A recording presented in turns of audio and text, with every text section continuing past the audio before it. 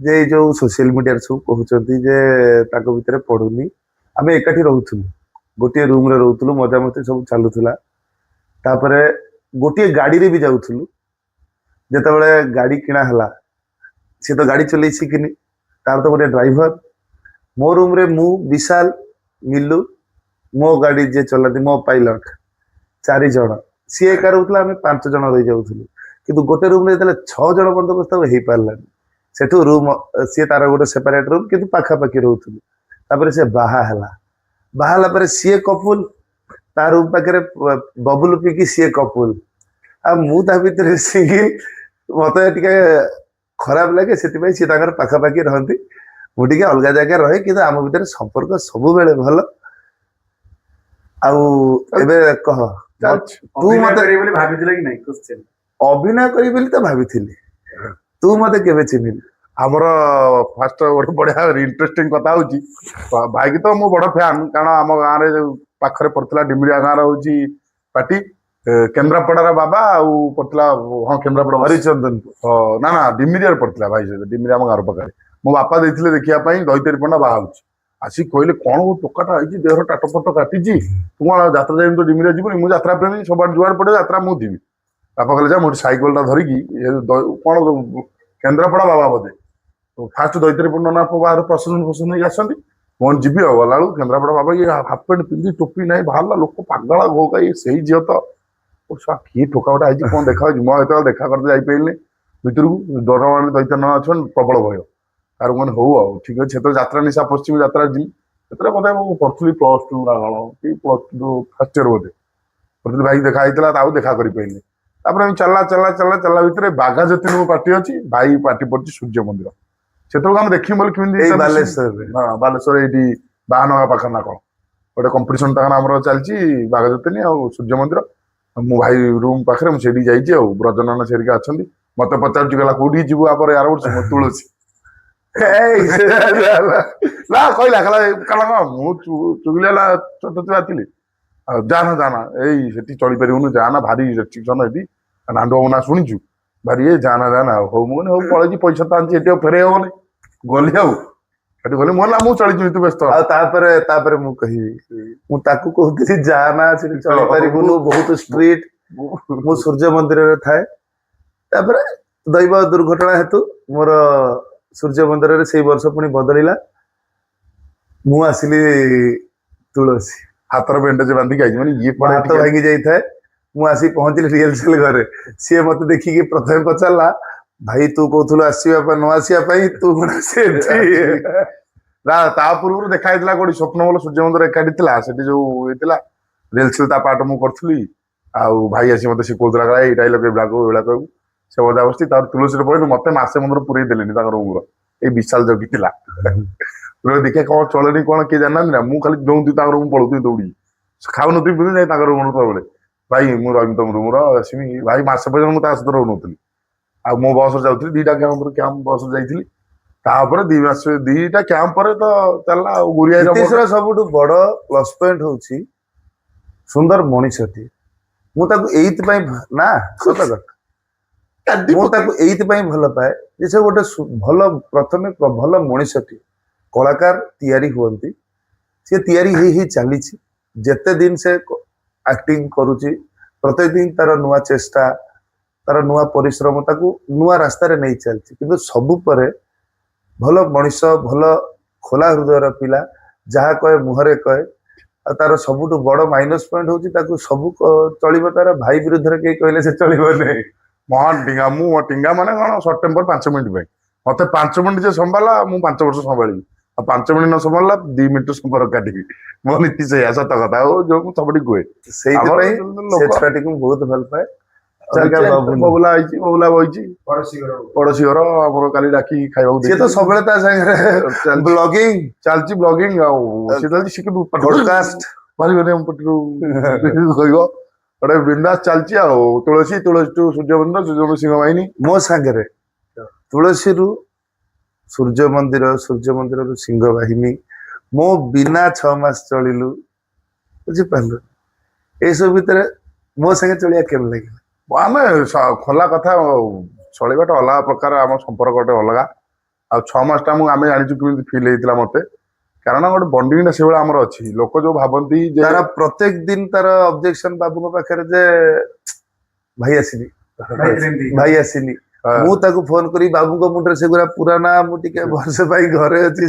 ମୁଁ ବେଶୀ ପୁରା ବତେଇଲା ତୁ ଦୀପକ ସାର୍ କହିଲେ ଗୋଟେ ପ୍ଲାନ୍ ପକେଇଲେ ଭାଇ ତୁ ପାରୁନୁ ନା କଣ ଏକା ପାରିବୁ କାହିଁ ବାବୁ ମୁଣ୍ଡ ଉପରୁ ସେ ଯୋଉ ଜିଦିଆ ଲୋକ ଯାତ୍ରା ପାତ୍ରା ବନ୍ଦ କରିଦବ ଚାଲୁ ଚାଲୁ ଚାଲୁ ମୁଁ ପ୍ରତ୍ୟେକ ଦିନ କୁହେ ଆସିବ ନା ଭାଇ ତେଣୁ ଆମ ଭଲ ପାଇବା ସେମିତି ଏ ଯୋଉ କଣ୍ଟ୍ରୋଭର୍ସି ହେଇଥିଲା ସେ ଭିତରେ ଆମେ ଜାଣିଛୁ ସେ ପରିସ୍ଥିତି ସବୁ କହିବେ ଭାଇ ଯୋଉ ଗଲା ତମେ କାହିଁ କିଛି ମୋ ଖୋଲି କହିଲନି ଆମ ମନା କରିଥିଲା ଆମେ କହିଲେନି ତ ବହୁତ କଥା କହିଦେବି ସେଗୁଡା କିଛି କହିବାର ନାହିଁ ଆମ ଭିତରେ ବଣ୍ଡିଂ ଟିକେ ଅଲଗା ପ୍ରକାର ଆଉ ଏବେ ନୁହଁ କେବେ ନୁହଁ ଭିଡିଓ ବିଷୟରେ କିଛି କୁହ ଏବେ ନୁହଁ କି କେବେ ନୁହଁ ସେ ଭିଡିଓ କହିଦେଲା ସିଏ ଯୋଉ ଲୀଳା ହେଇଛି ସେ ସମୟରେ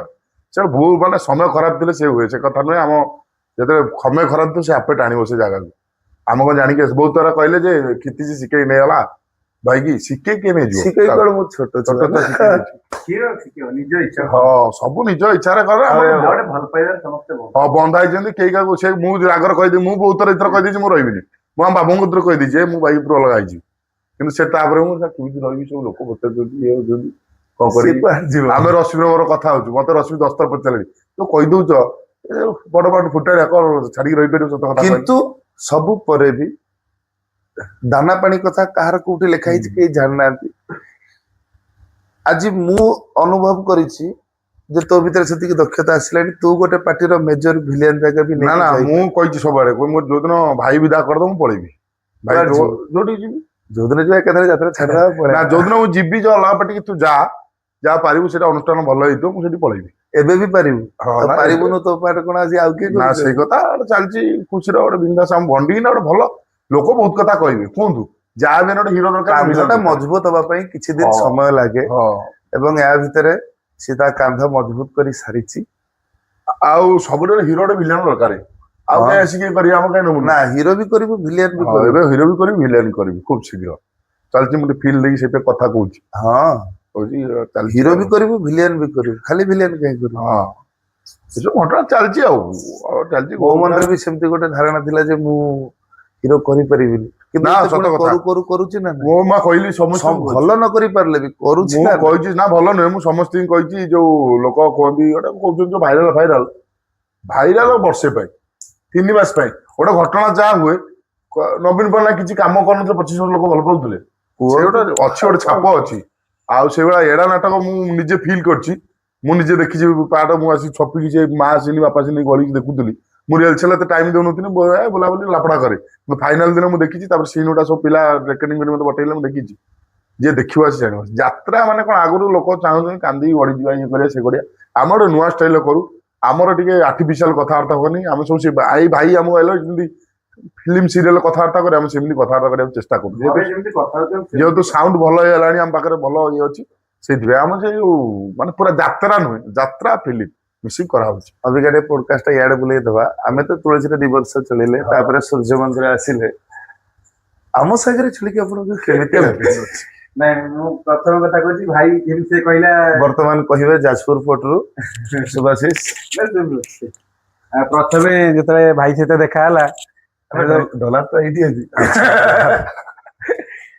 ମୁଁ ଯେମିତି ସିଏ ଯାଇଥିଲା ଦେଖିବା ପାଇଁ ମୁଁ ସେମିତି ଯାଇଥିଲି ସେତେବେଳେ ହଉଥିଲା କେନ୍ଦ୍ରାପଡା ବାବା ଆଉ ଗୋଟେ ନାଗା ଗୋଟେ ବାନ୍ଧୁଥିଲ ଇଏ ମାଇଚିଆ ଗୋଖେଇ ଥାଉ ଭାଇ ଏମିତି ଗୋଟେ କଡି ଗୋଟେ ନାଗ ହେଇଥିବ ଏଇନେ ବାନ୍ଧିଥିବ ସବୁ ବଳା ଏତେ ବଳା ପିନ୍ଧିଥିବ ମୁଁ ରୁଦ୍ରାଙ୍କ ସହିତ ଯାଇଥିଲି ମୁଁ ଯାଇକି ଦେଖା ହେଇଥିଲି ତାପରେ ଆଉ ଥରେ ଆମ ଗାଁ ପାଖରେ ଗୋଟେ ପ୍ରୋଗ୍ରାମ ହେଇଥିଲା କାନାଇ ଭାଇଗିରିଆ ସବୁ ଆସିଥିଲେ ସେଠି ଦେଖା ହେଇଥିଲା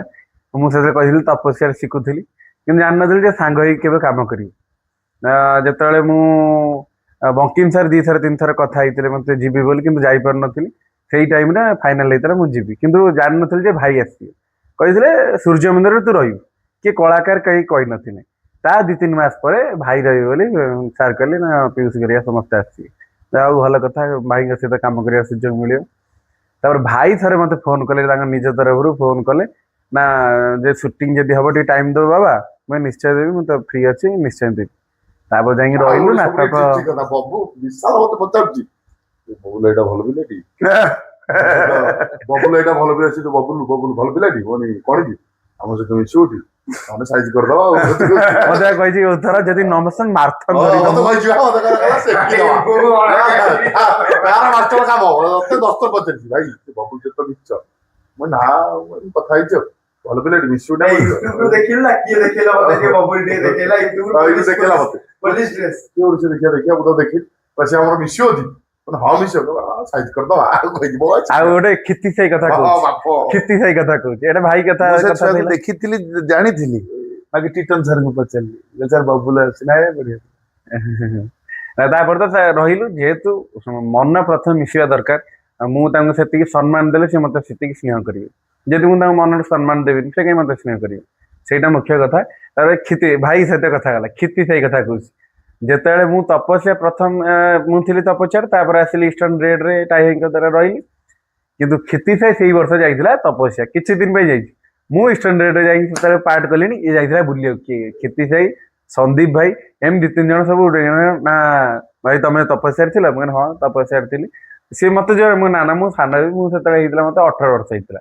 ମୁଁ ଜୋର ନା ଭାଇ ତମ ବହୁତ ବଡ ମୁଁ ଜୋର ମୁଁ ତା ପୂର୍ବ ବର୍ଷ ହେଇଥିଲି ସେଇଠୁ ତାପରେ ସେ ଇନଷ୍ଟାଗ୍ରାମରେ ମେସେଜ କରେ ଆଉ ଭାଇ କେମିତି ଅଛନ୍ତି ଭାଇ ଭାଇ କେମିତି ଆପଣଙ୍କ ଦରମା କେତେ କେମିତି ଅଛନ୍ତି ସେତେବେଳେ ଦରମା ମୋର 70,000 ଟଙ୍କା ମାନେ ବର୍ଷକୁ 70,000 କାହିଁକି ନା ଦରମା ଏଇଥିପାଇଁ କୁହାଯାଏନି ଯଦି ଆମେ ମୁଁ ଯଦି କହିବି 70,000 ସିଏ କହିବେ ଏତେ କମ ଦରମା ପାଉଛନ୍ତି ଯଦି ମୁଁ ସେଇଟା ଅଧିକ କହିବି ମିଛ କଥା କହୁଛନ୍ତି ଦରକାର ନାହିଁ କିଛି ଦରମା କଥା ସିନା କହିଲି ସେତେବେଳେ ଭାଇ ଆପଣ ତମେ ଏମିତି ଡାକୁଥିଲା ତାପରେ ଯେତେବେଳେ ସୂର୍ଯ୍ୟ ମନ୍ଦିର ଗଲା ନା ସୂର୍ଯ୍ୟ ମନ୍ଦିର ଯେତେବେଳେ ଗଲା ସେତେବେଳେ ଫୋନ କରନ୍ତି ଭାଇ ଆଜି ଦେଖ ମୁଁ ଜିମ୍ କରୁଛି ଇଏ କରୁଛି କୋରୋନାରେ ଜିମ୍ କରୁଛି ଏମିତି ପ୍ରିପେୟାର ହଉଛି ଏମିତି କଥା ହଉଥିଲା ତାପରେ ତୁଳସୀ ଗଲା ଆଉ ତୁଳସୀରେ ଯେତେବେଳେ ନା ହେଲା ଥରେ ତାର ଏମିତି କଣ ଜନ୍ମଦିନ ଗୋଟେ ଫଟୋ ଆଇଲା ମୁଁ ସେଇଠୁ ମେସେଜ ଯୋଉ ମେସେଞ୍ଜରରେ ମେସେଜ କଲି ହାପି ବର୍ଥଡେ ଭାଇ ଭଲ ଅଛ ଆଉ ଦେଖିଲାନି କି ଆଉ କଥା ହେଇନଥିଲି ତାପରେ ସୂର୍ଯ୍ୟ ମନ୍ଦିର ହଁ ସୂର୍ଯ୍ୟ ମନ୍ଦିର ଆଇଲା ତାପରେ କଥା ହେଲା ମିଶିଲୁ ଭାଇ କହିଲା ଶୁଣେ ପିଙ୍କି ବାହା ମୋ କବଳ ଲାଗିଥିଲା ଶୁଣଟା ଆସୁଛୁ ଭାଇ କହିଲା ଯାତ୍ରାରୁ ଏଇଟା ଭଲ ପିଲା ସତ କଥା ମୁଁ ରାଗିଥିଲି ଆମେ କଥା ହଉ ଟିଟନ ସାରେ ଆମେ ତୋ କଥା ହବୁ ସାର୍ ବବୁଲ ବବୁଲଟା କଣ ବାହା ହେଇପାରିଲା ଆସୁଛୁ ସେଟା ଭଲ ପିଲାଟା ଆସୁଛୁ କଣ ଯାତ୍ରା ବାହା ହେଇଥିଲା ଘର ରାଜି ଭଲ ପିଲାଟା ନାଇଁ ଆମ ଘରେ କହିଲେ ବାହା ସେଥିପାଇଁ ଘର ଯୋଉ ହାଣ୍ଡରେ ଜଳ ପଡିଥିବ ଯେବେ ପଡିଥିବ ସେବେ ହିଁ ରନ୍ଧା ଆଉ ଯୋଉ ଏଇ ଗୋଟେ ଏଡା ନାଟକରେ ବଢିଆ ଡାଇଲଗ ଗୋଟେ ଅଛି କ୍ଷିତି ସାହି ବି ତା ଏଥିରେ କହିଛି ଚାଟିଂ ଯିଏ ଯେତେ ଚାଟିଂ କରୁଛ କର ଯିଏ ଯେତେ ସେଟିଂ ଡେଟିଂ କରୁଛ କର କିନ୍ତୁ ସେଟିଂ ଉପର ବାଲା ହିଁ करता है ଠିକ କଥା ଚାଲିଛି ଆଉ ନିଶ୍ଚୟ ମଜା ମସ୍ତି ଗୋଟେ ଚାଲିଛି ଆମର ସବୁବେଳେ ଆମେ ବିନ୍ଦାସ ଆମ ପେଣ୍ଟିଂ ଗୋଟେ ଘୋଘା ଆଉ ତେଣୁ ଏ 2 ଜଣ ଏପାଟରେ ସେଟିଂ ମୁଁ ଚନ୍ଦ୍ର ସେଠି କଟିଂ ହେଇଯାଇଛି ନାଇଁ ସମସ୍ତେ ଭଲ ଅଛି କିଛି ନାହିଁ ଘୋଘା ଆଉ ଗୋଟେ ମଜା କଥା ଶୁଣ ପାର୍ଟି ପଡିଥାଏ ସେ ଯୋଉ କୋଉ ଟାଇମରେ ଆସିଲୁ ଯୋଉ ତୁ କହିଲୁ ଯେ ମୁଁ ସେ ରୁମରେ ରହିବିନି ଦେବଗଡରେ ପାର୍ଟି ପଡିଛି ସେଠି ଆସିଲା ଦେବଗଡ କଣ ଏଠି ନା ଅନୁଗୁଳ ସେ ଯୋଉ ନା ଦେବଗଡ ସେଠୁ ମୁଁ ଗାଡି ନେଇକି ଫେରୁଛି ରାସ୍ତାରେ ମତେ ଫୋନ କଲା ମୁଁ ଏ ରୁମରେ ରହିବିନି ମତେ ଅସୁବିଧା ହଉଛି ଆସେ କହିଲେ ସେମିତି ହନା କଣ ହେଇଛି ଦାଦା ବୁଝେଇବା ଯେ ତୁ ଆ ତୁ ବେଡିଂ ନେଇକି ଆ ମୋ ରୁମରେ ରହିଲୁ ତାକୁ ସେଇଦିନଠୁ ସେ ମୋ ସାଙ୍ଗେ ରହିଲା ମୋ ଗାଡିରେ ଗଲା ସବୁ ଚାଲିଲା କିନ୍ତୁ ମନ ଭିତରେ ଭୟ ଛାଡିନି ବାବୁ କୋର୍ଟ ମ୍ୟାରେଜ କରିବେ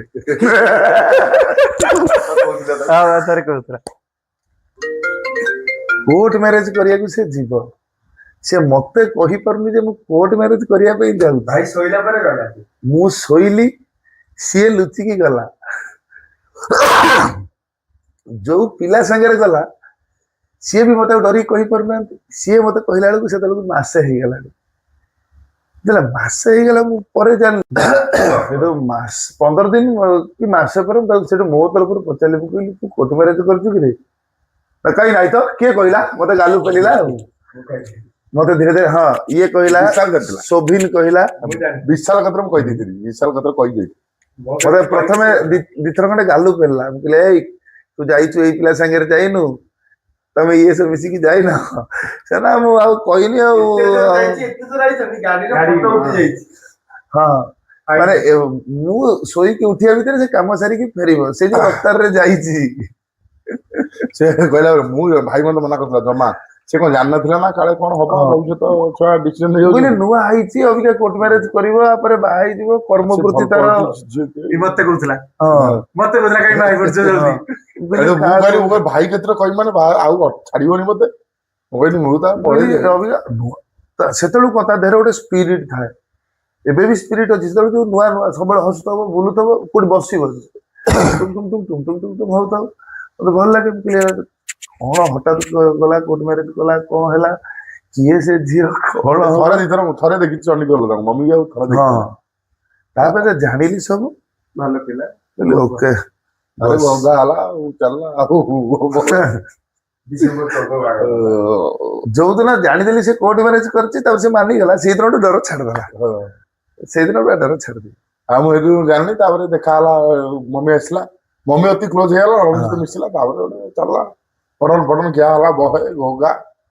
ଚାଲିଲା ମଟନ ଖାଇ କୋଲେଷ୍ଟ୍ରୋଲ ବଢେଇଦେଲେ ଦୁନିଆ କାହାଣୀ ଅଛି ଆମ ରୁମ ପୁରା ଗୋଟେ ଅଲଗା ପ୍ରକାର ହଁ ସେ ରୁମ ପୁରା ଗୋଟେ ଦିନେ କୀର୍ତ୍ତି ସାହି ମୁଁ ଆଉ ଭାଇ ଏମିତି ମରାମରି ହେଲୁ ମାନେ ଲାଗିଲୁ ଜଣଙ୍କ ଲାଟିନ କବାଟ ହୁଗୁଳି ପଳେଇଲା ପୁରା କବାଟ ପଳେଇଲା। ଆଉ ଥରେ ଗୋଟେ ଗାମୁଛା ଏମିତି ଫଟେଇଦେଲେ ଗାମୁଛା ମୋ ମୁଣ୍ଡ କହିଲା ମୋ ବ୍ରତ ଘର ଗାମୁଛା ତମେ ଛିରି ଦେଲ ମୋ ବେଳ ଖରାପ ପଡିଛି ମୁଁ କଣ ମାନେ କରିବି ଆମେ ସେତେବେଳକୁ କୀର୍ତ୍ତି ସାହିକି ପୁରା ଏମିତି ଲାଗୁତା ଗଞ୍ଜି ଚିପେଇଥିବୁ। ଆମର ଖରା ଅଛି ନା କୁତୁରି ବେଳେ ଆମର ଦେଇ କୁତୁରି ମୋର ଅକା ପଡିଛି ଗାମୁଛା ସେପଟେ ସିଏ ଧରିଛି ଏପଟେ ମୁଁ ମୁଁ ଧରିଛି ବେକଟା ପଶିଗଲା ମଝିରେ ବେକ। ଆଉ ଜଣେ ଲାଟିନ ଘର ଭିତରେ ବସିଗଲା ତା ବାଡିରେ କବାଟକୁ ଏମିତି ପେଳିଦେଲା କି ସେ ପୁରା ତା ଲାଟିନ କବାଟ ଆଉ ଗୋଟେ ଇଣ୍ଟରେଷ୍ଟିଂ କଥା ତାରା ତାରିଣୀ ଆମର ଅଧା ରାତିରେ ସାଥି ଫାଇନାଲ ହଉଥାଏ ଫାଇନାଲ କଥା ପୂର୍ବ ଚିକିଟି ନା ଚିକିଟିର ଫାଇନାଲ ହଉଥାଏ ତମର ପଡିଥିଲା ବାଳକୁମାରୀ ବାଳକୁମାରୀ। ପଡିଥାଏ ତା ପୂର୍ବ ଦିନ ହଉଛି ତୋ ପ୍ରେମ ସବୁଠୁ ନିଆରା ୟା ସେକେଣ୍ଡ ଥର ଯୋଉ ବଞ୍ଚି ଯାଇ ୟାଟା କହିଛି ମୋର ଏଥିରେ ରକା ପ୍ରବଳ ପଛେ ମୋତେ ଭାଇ କହିକି ଷ୍ଟେଜର ପୁରା ପଡି ମୁଁ ପଛପଟେ ବଇଛି ମୁଁ ମୋର ରେଡି ହଉଛି ବୋଲେ ଆର ତ ଡାଇଲଗ ଭିତରେ ଭାଇ ନଥିଲା କଣ ଭାଇ ଡାକିଲା ମୁଁ ଉଠିକି ଦେଖିଲା ବେଳକୁ ଇଏ ପଡିଛି ହାତ ଟେକିଛି ଦୁଟି ସବୁ ସଇଲା ତାକୁ ମେଡିକାଲ ନେଇଗଲୁ ମେଡିକାଲ କୁ ନେଇ ସକାଳୁ କୋଉଠି ମେଡିକାଲ ଖୋଲା ନାହିଁ ମାନେ ରାତିରେ ଯେମିତି ଯେମିତି ପାଚାରିଲା ସବୁଠୁ ଇଣ୍ଟରେଷ୍ଟିଂ ମୋ ସ୍କର୍ପିଓ ଗାଡି ସେ ମଝି ସିଟରେ ଶୋଇବ ଏଡେ ବଡ ମଣିଷ ମଝି ସିଟରେ ଜାଗା କୋଉଠୁ ହଉଛି ମାନେ ଡାକ୍ତର ଆସିବା ପର୍ଯ୍ୟନ୍ତ ଅପେକ୍ଷା କଲୁ ସକାଳ 6ଟାରୁ ମେଡିକାଲ ଦୁଆର ପାଇଁ ବସିଲୁ 11ଟା ନା ସେ 12ଟା ବନ୍ଦ ତାପରେ ଅଚାନକ କହିଲା ମୋ ବେକ ରଖା ଫିଟିଗଲା ଡାକ୍ତର ଆସିନଥିଲେ ସେ ମେଡିକାଲ ଗଭର୍ଣ୍ଣମେଣ୍ଟ ମେଡିକାଲ ଗୋଟେ ଏମିତି ଆମର ଟିକେ ସେ ଜମା ଧୈର୍ଯ୍ୟ ନାହିଁ ମାନେ ଧୈର୍ଯ୍ୟଟି ନାହିଁ ଅଧୈର୍ଯ୍ୟ ପିଲା ଟିକେ ଜ୍ୱର ଟିକେ ହେଇଛି ନା ବୋଲ ମରିଛି ସରିଗଲା ତା ପାଠ ଫୁଲର ତିଆରି ତ ଲାଷ୍ଟ କୋଳ ପଛ ପଛ ଛୁଆଟି ମୁଁ ସେ ବେଶୀ ଆହୁରି ଗେଲା କରିଦେଲା ମମି ସେ ମାଛି ବସେଇ ଦେଲାନି ସେଇଥିପାଇଁ ବେଶୀ ଗଲାନି ଶୁଣ୍ଠୁବତୀ ବା ଖାଇଦବ ମୁଁ ତାର ଠିକ କରୁଛି ଆରେ ଚାଲିଛି ଆଉ ଆମର ମମି ଆଇ ମିସ୍ ୟୁ ଏକୁଟିରେ ତମେ ନା ପାଗର 3 ଦିନ ଦେଖା ହବ ମୀନା ଦେବୀ ପାଗର ତାନାର ଗୀତଟା ହବା କଥା ହେଇପାରିଲାନି ହେଇପାରୁନି ନା ହବ ପାଗର ଆସିବ 3 ଦିନିଆ କହିସାରିଲେଣି 3 ଦିନିଆ ଆସିବ ନାଟକ ଦେଖିତେ ଏଇଆ କଥା ଆଉ